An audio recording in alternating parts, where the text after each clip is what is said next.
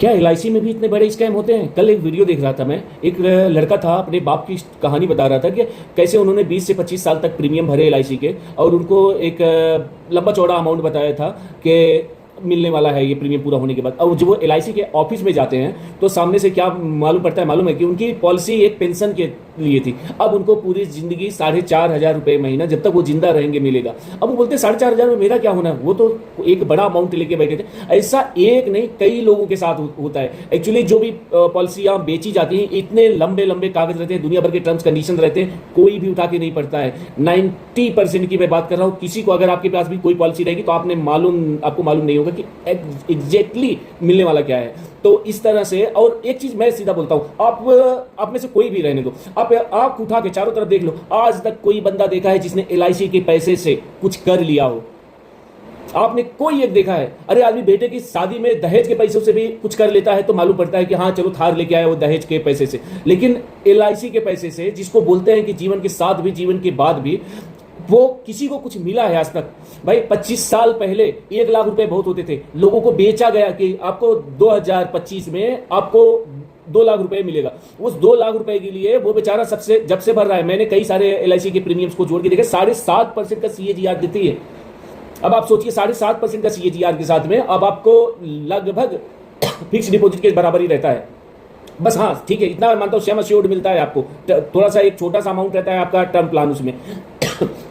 लेकिन ये बताइए, वो टर्म प्लान तो अब एसबीआई आपको सिर्फ 2000 में 20 लाख रुपए का बेच रही है। क्या आप एक्सीडेंटल ले लो, या फिर आप ऐसे भी टर्म प्लान ले रहे हो तो मेरे हिसाब से 1 करोड़ का भी टर्म प्लान आपको कुछ 10-12 हज़ार रुपए साल का आ जाएगा, कोई पैसा नहीं मिले, लेकिन 1 करोड़ रुपए का टर्म प्लान है। तो टर्म प्लान लेके बैठो ना, फिर एलआईसी को पैसा देने का क्या मतलब है? डेफिनेटली मैं इतना तक बोलता हूँ, एलआईसी का शेयर है, एलआईसी का शेयर 9-10 के मल्टीपल पे ट्रेड कर रहा है, उसके साथ 15 से 20% का ग्रोथ है। तो यार 8-9% तो समझ लो मेरा एलआईसी का 9% लगभग, हाँ 9-10% तो एलआईसी का शेयर साल भर का दे रहा है कमा के, तो एलआईसी 7.5% मुझे दे रही है। तो ये सब चीजें कैलकुलेशन की होती है, कोई बंदा बैठ के नहीं जोड़ता है। एक लड़का, एक आदमी मेरे साथ में है, मेरा एक दोस्त, वो अपने बच्चे के लिए बोल रहा था कि कुछ पैसा उसने भरा, लगभग 15 साल, बोल रहा अभी 15वें साल अब मेरे बेटे को 6.5 लाख रुपए मिलेंगे। मैंने पूछा कितना पैसा भरा? तो बोला 25,000 रुपये साल का भरता था, 12.5 2 बार करके। तो अभी मैंने उसको कैलकुलेट किया उसका पूरा रिटर्न, तो पूरा रिटर्न जाके कितना गिरा मालूम है? 7.5% से। अब मैं उसको सीधा बोलता हूँ, तुमने घटिया से घटिया म्यूचुअल फंड में भी कर रहे थे तो 12% 13% का रिटर्न आता था। और अगर मैं बात करूँ एचडीएफसी की, पराग पारिक, ये सब कई सारे अच्छी कंपनियां हैं, इनको अगर आपने उसने किया होता तो 6.5 लाख मिले, कहीं ना कहीं 12 लाख 13 लाख रुपए हो गया रहता था। इनफैक्ट उसने अगर इंडेक्स फंड में भी डाला होता तभी 10 लाख 12 लाख रुपए, 10 लाख के प्लस होता। और इन सब फंड में और एलआईसी के फंड में प्रॉब्लम क्या है मालूम है? एलआईसी का पैसा मैक्सिमम लोग जो साल भर, 6 महीना भर के, 2 साल भर के, एलआईसी की 30 से 35% पॉलिसीज जो होती हैं कि टाइम से पहले बंद हो जाती हैं, तो इसमें एलआईसी को बहुत प्रॉफिट होता है। लेकिन जो पॉलिसी होल्डर है उसको क्या मिलता है? उसको कुछ नहीं मिलता है। कहीं 20% कट लेगा, कहीं 30% कट लेगा, और एक दो बेचारा जो 1-2 ही प्रीमियम भरा है जिसने, वो तो कभी जाता ही नहीं। कौन इतना झमेला लेगा कि एलआईसी के पैसे लो? वहीं पे गवर्नमेंट तो बोलती है नहीं एलआईसी करो, ये तो गवर्नमेंट की कंपनी है भाई, एलआईसी करना तो वो तो कराएंगे। मेरा खुद का भाई आर्मी में है, वो ज्वाइन किया, उसने जैसे ही ज्वाइन किया उसको दुनिया भर की पॉलिसी उठा के ज्वाइनिंग के साथ में बेच दी गई।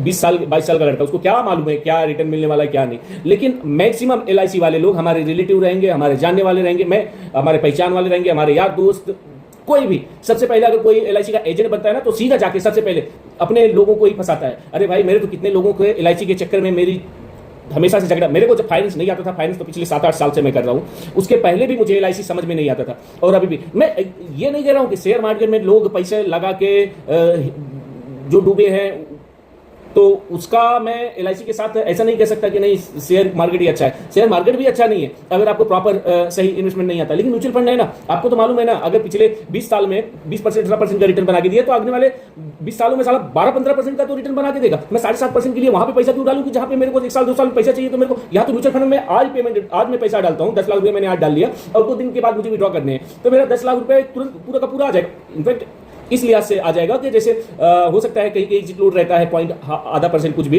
वो हो सकता है कट जाए, कहीं कहीं रहता है, हर जगह नहीं रहता है, हर प्रकार के फंड में नहीं रहते। तो उसके अलावा हो सकता है कल मार्केट 2% चढ़ गया है तो मेरा 2% बढ़ के आ जाए 2 दिन में ही, तो वो तो उस पर डिपेंड करता है। लेकिन ऐसा कोई ब्लॉकेज नहीं है कि नहीं मेरे को फिर यहाँ पेपर लेके जाओ, वहाँ पेपर लेके, अरे भाई तुम्हारे फोन में, तुम्हारे हाथ में, जैसे तुम विड्रॉ मारे तुम्हारे पैसा तुम्हारे अकाउंट में आ गया 1-2 दिन में। तो वो बेटर है कि फिर मैं एलआईसी के चक्कर काटते बैठो। एलआईसी जैसी, अभी मैं ज़्यादा नहीं बोल सकता हूँ कि कहीं कोई केस वेस हो जाए मेरे ऊपर लेकिन मैं जाहिर तौर पे एक बात बोलता हूँ, ये फिक्स्ड रिटर्न जैसी जो चीज़ होती है ना, चाहे वो फिक्स्ड डिपॉजिट हो, चाहे LIC हो, चाहे बॉन्ड हो, ये बेहद कम रिस्क वालों के लिए। अब 7.5% पे ठीक है, LIC ने आपको 7.5% दे दिया। आपको क्या लगता है पिछले 10 साल 15 साल से क्या आपकी महंगाई 5 से 6% है? मतलब आपका इन्फ्लेशन रेट 6% लगभग है 10 साल से, आपको LIC ने 7.5% दे दिया। नेट आपके पैसे पे आपको रिटर्न जो आया है ना, वो सिर्फ 1.5% का आया है। मतलब आप समझ लीजिए आपको सिर्फ 1.5% पे। और हमारे यहाँ से कितने लोग हैं कि उनके लाखों के लोन चल रहे हैं, फिर भी LIC अलग से भर रहे हैं। मतलब ये नहीं कि पहले मैं मेरा लोन क्लोज करूं, वो मेरा 12% पर पर्सनल लोन चल रहा है, लेकिन LIC को पहले LIC अलग रहने दो, लोन अलग रहने दो। ऐसा नहीं होता है। आपको ये देखना पड़ता है कि मेरा लोन किस रेट पे है, मेरी सेविंग पे मुझे रिटर्न किस रेट पे है, वो सब देख के करना पड़ेगा। स्टॉक मार्केट की बात पर्सनली मैं इसमें नहीं लेके आ रहा हूँ। मार्केट की तो जिसको अकल है वो 50% भी निकलता है, 60% भी निकलता है, इनफैक्ट लोग 100-150% भी निकाल लेते हैं, तो वो अलग बात है। वहाँ तो यहाँ तो लोग करने वाले हैं एक दिन में लाख का 10 लाख भी बना लेते हैं एक दिन में। मार्केट तो ऐसी चीज़ है, और 10 लाख का 1 लाख भी बन जाएगा, जीरो भी हो जाएगा। यहाँ दुनिया भर के अलग अलग इंस्ट्रूमेंट हैं, अलग अलग काम होते हैं, लेकिन सेफ साइड से भी अगर रिटर्न आएगा। आदमी इंडेक्स फंड भी लगभग शुरू से लेकर 20-30 साल का अगर मैं बोलूँ तो इंडेक्स फंड भी लगभग 10 से 12% का रिटर्न करके दिया है।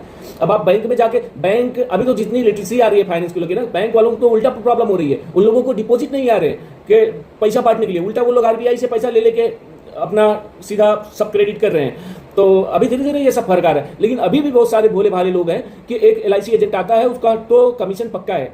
कोई रिलेटिव वाला रहेगा आपके, कोई पहचान वाला रहेगा, प्यार से आएगा, आपको दुनिया भर की किसी स्कीमें बताएगा और उसके बाद आपको पहना के चला जाएगा। लेकिन नेट यही रियलिटी है कि आज तक LIC के पैसे से किसी का भला नहीं हुआ। किसी ने अपनी लड़की की शादी नहीं करी LIC के पैसे से, किसी ने अपने लड़की की पढ़ाई पूरी नहीं करी। हाँ, थोड़ा बहुत सपोर्ट आ जाता है, मैं ऐसा नहीं बोल रहा हूँ, सेविंग तो है ही। तो LIC अगर आपको पैसा बढ़ाना है तो उसके लिए तो मैं बिल्कुल नहीं बोलता हूँ। अरे भाई सीधी सी बात बोलता हूँ, आप गूगल कर लो, आपको 8-9-10% तो आपको गोल्ड में रिटर्न आ गया भाई।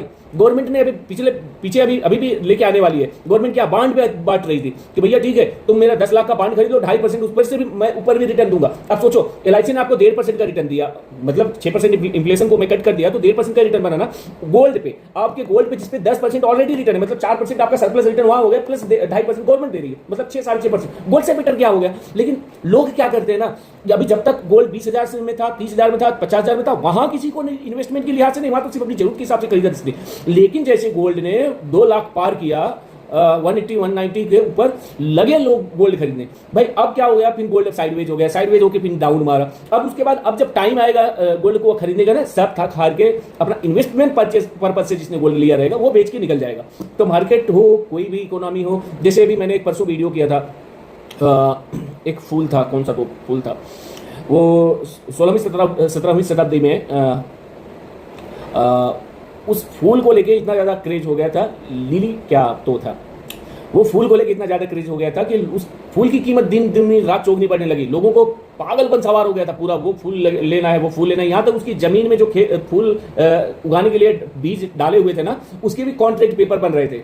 लेकिन एक दिन क्या होता है, वो रेट गिर जाते हैं और लोग बर्बाद हो जाते हैं। तो ऐसे बहुत सारा हुआ है।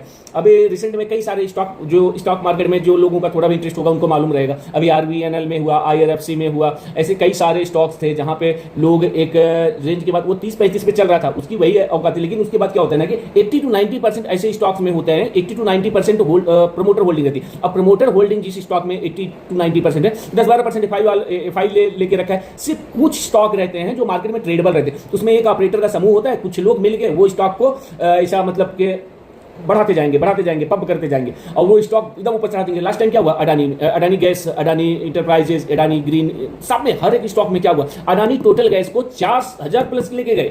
अभी भी वो 700 रुपए के कुछ रेंज में, 400-450 अभी भी आया था। तो क्या पंप एंड डंप, तो लोग पागलपन वहां पे सवार होता है ना, जब FOMO, fear of missing out, की यार मैं तो रह गया। तो तुमको जब सेंस नहीं रहता है कि ऐसे गलत टाइम पे हमेशा भोले भाले लोग ऐसे जाके फंसते हैं, तो LIC का भी कुछ ऐसा ही है। तो मेरे लिहाज से, मेरे समझ में जो था, मैंने मेरी बात कही है, कोई मैं डेटा वेटा लेके नहीं करता, वीडियो में मेरे दिमाग में जो आता है मैं बोल देता हूँ। अगर आपको अच्छा लगे तो प्लीज़ फॉलो और सब्सक्राइब, लाइक, शेयर कर लीजिएगा। फिर मिलते हैं किसी नेक्स्ट वीडियो में। Thank you.